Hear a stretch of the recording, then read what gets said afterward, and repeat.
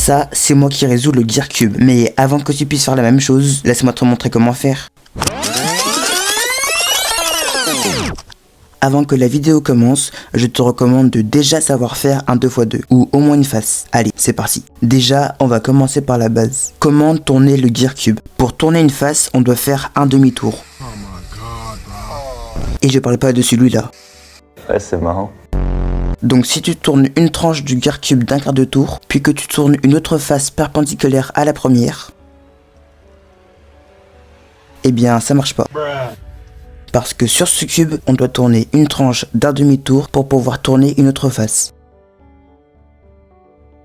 Et petite précision, si tu veux remettre le cube dans sa pose initiale, tu dois faire 12 demi-tours. Donc oui, c'est très long.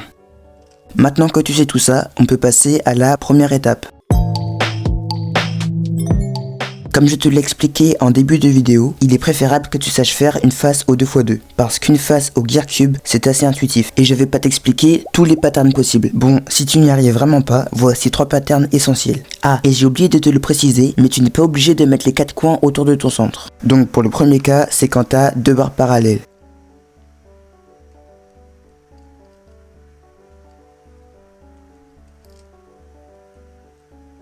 Donc pour le second cas, c'est quand tu as une face mais pas couronnée.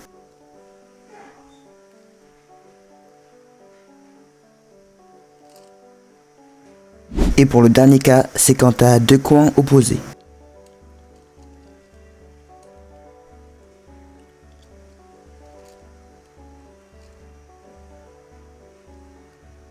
Si tu l'as remarqué, pour construire une face, c'est pareil qu'au 2x2. Maintenant que tu sais faire une face, passons à la deuxième étape. Donc pour les arêtes, la première chose à faire, c'est de les mettre sur la face du haut. Donc si votre face du haut est blanche, vous devez mettre toutes vos arêtes blanches sur la face du haut et bien alignées.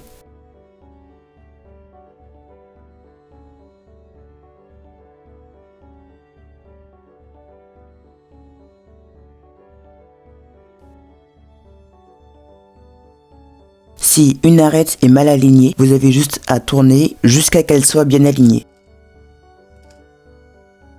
Maintenant que c'est fait, on va faire une face couronnée. Si une de vos arêtes est twist, vous devez faire 3 fois RU.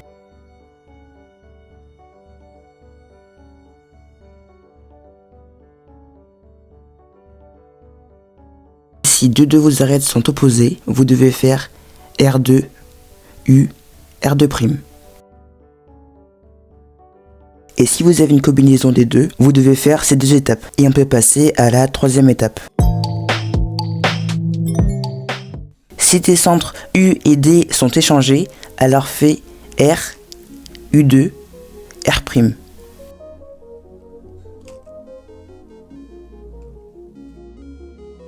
Et la dernière chose à faire pour finir ton Gear Cube, c'est de tourner une face jusqu'à que ça soit terminé.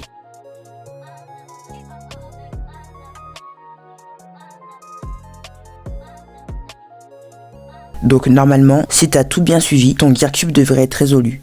Si tu as mal compris une étape, n'hésite pas à me le dire dans les commentaires. Et si cette vidéo t'a plu, n'hésite pas à mettre un pouce bleu. Et on se dit à la semaine prochaine.